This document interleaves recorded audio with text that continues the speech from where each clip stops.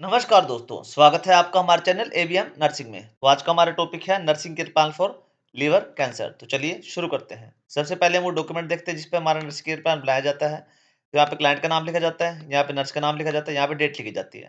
तो हमने यहाँ पे क्या 6 कॉलम लिए हैं जिसमें असेसमेंट आ रहा है, ठीक है, नर्सिंग डायग्नोस आ रहे हैं, गोल्स आ रहे हैं, इंटरवेंशन, रैशनल और इवैल्यूएशन आता है। हम वन बाय वन सारे कॉलम के डेटा को समझते चलेंगे और लास्ट में क्या करेंगे, इस टेबल में पुट कर देंगे सारे डेटा को। तो हमारा एनसीपी बन के तैयार हो जाएगा किसके लिए, लीवर कैंसर के लिए। तो उससे पहले हमने यहाँ पे क्या लिया है, एक पेशेंट की हाइपोथेटिकल प्रोफाइल ले लिया है, जिसमें सारा पेशेंट की डिटेल लिखी हुई है, उसका नेम, एड्रेस, एज वगैरह, जेंडर, एड्रेस, ठीक है, मैरिटल स्टेटस हो गया, ठीक है, मेडिकल हिस्ट्री भी लिखी हुई है उसकी, जो उसकी चीफ कंप्लेंट्स कहते हैं जिसको हम, ठीक है। तो ये हमारा क्या हो गया, आइडेंटिफिकेशन डेटा भी हो गया हमारा। तो सबसे पहला कॉलम हमारा क्या किस चीज़ का आता है, असेसमेंट का, जिसमें सब्जेक्टिव डेटा होता है और होता है जो पेशेंट हमें खुद बताता है, और ऑब्जेक्टिव डेटा होता है जो नर्स खुद ऑब्जर्व करती है। तो पेशेंट क्या बता रहा है यहाँ पे कि उसका जो पेट है वो काफ़ी बड़ा दिखाई देता है और काफ़ी हैवी हैवी सा लगता है उसको, ठीक है, वो काफ़ी थका-थका सा रहता है और वीक फील करता है। उसकी आइज़ और स्किन का कलर क्या हो गया है, येलो टाइप का हो गया है। ऑब्जेक्टिव डेटा में नर्स क्या ऑब्जर्व कर रही है कि पेशेंट का जो एब्डोमिनल और डिस्टेंशन हो गया ड्यू टू एसाइटिस, मतलब पेट में जो पानी के जो गांठें सी हैं वो पड़ गई हैं। उसके बाद जॉन्डिस प्रेजेंट है पेशेंट को, मतलब पीलिया टाइप का हो गया पेशेंट को। एनलार्ज लीवर हो गया उसका और पल्पेशन पता लग रहा है उसका। एलिवेटेड लीवर एंजाइम से एएलटी एसटी बढ़ गए हैं उसके। एलिवेटेड एएफपी भी है, ठीक है, जो लेवल्स उसके बढ़ गए हैं। अल्ट्रासाउंड और सीटी स्कैन से पता लग रहा है कि लीवर मास से पता लग रहा है उसके भी कैंसर की दिक्कत है पेशेंट को। उसके बाद आता है हमारे liver nursing diagnosis. Acute pain हो रहा है पेशेंट को क्योंकि लीवर एनलार्जमेंट हो गया और ट्यूमर इन्फिल्ट्रेशन हो गया उसमें, ठीक है। बैलेंस्ड न्यूट्रिशन हो रहा है क्योंकि जो बॉडी की रिक्वायरमेंट है उसके हिसाब से पेशेंट नहीं खा रहा है क्योंकि उसका जी कच्चा-कच्चा रहता है, ठीक है। और उसका कैंसर है मेटाबॉलिज्म से वजह से स्लो हो गया थोड़ा-सा जो मेटाबॉलिज्म है। एक्सेस फ्लूइड वॉल्यूम उसका हो रहा है, ठीक है, रिलेटेड टू एसाइटिस, क्योंकि पेट में पानी की गांठें बन गई है, ठीक है। और जो इम्पेयर्ड जो लीवर फंक्शन है वो क्या इम्पेयर्ड हो गए हैं। पेशेंट को एंग्जायटी हो रही है क्योंकि जो कैंसर डायग्नोस हुआ है और उसके प्रोग्नोसिस के बारे में पेशेंट को ज़्यादा नॉलेज नहीं है, इसलिए उसको एंग्जायटी हो रही है।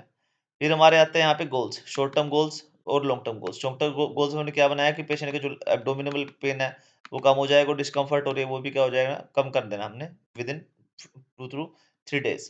पेशेंट क्या समझ पाएगा कि ये डिसीज़ क्या चीज़ है, ठीक है, उसके ट्रीटमेंट प्लान कैसे हैं, उसके फ़ॉलो-अप्स करने कितने ज़रूरी हैं। लॉन्ग टर्म गोल्स में हमने क्या बनाया कि पेशेंट का जो न्यूट्रिशन है वो ऑप्टिमल लेवल पर रहेंगे और जो वेट रहेगा वो स्टेबल रहेगा।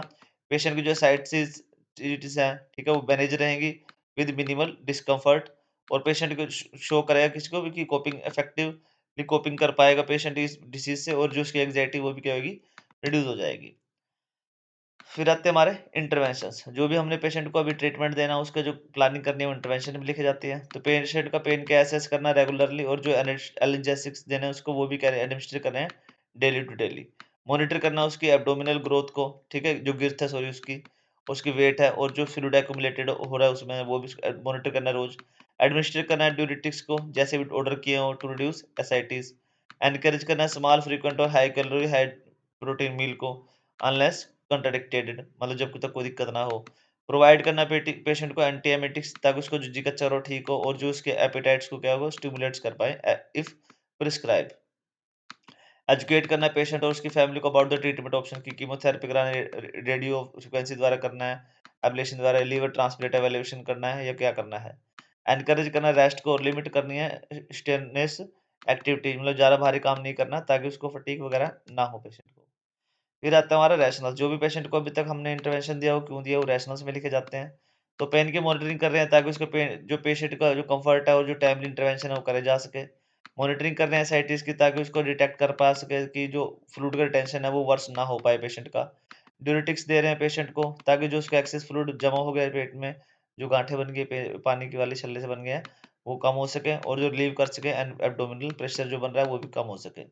प्रॉपर न्यूट्रिशन दे रहे हैं पेशेंट को ताकि जो उसका मेन फंक्शन है वो ठीक हो सके और एनर्जी लेवल उसके सपोर्ट मिल सके उसमें।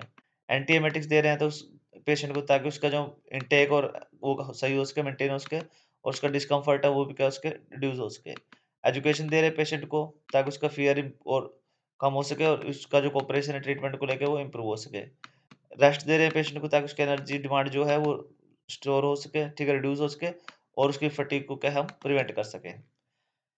एट द एंड आता है हमारा इवैल्यूएशन। जो भी हमने पेशेंट को ट्रीटमेंट दिया उसका क्या रिजल्ट आया वो इवैल्यूएशन में लिखा जाता है। तो पेशेंट क्या है जो उसका पेन है वो कम हो गया काफी, और जो कंफर्ट है डिस्कम्फर्ट हो रहा था उसको वेट कम हो गया है। एब्डोमिनल ग्रोथ और जो पेशेंट को जो स्टेबलाइज हो गया और एसाइटिस क्या है कंट्रोल में आ गई है।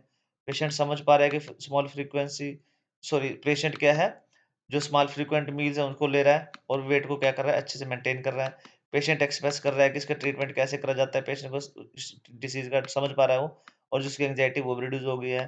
फैमिली भी क्या है, पार्टिसिपेट कर रही है एक्टिवली सपोर्टिव केयर में।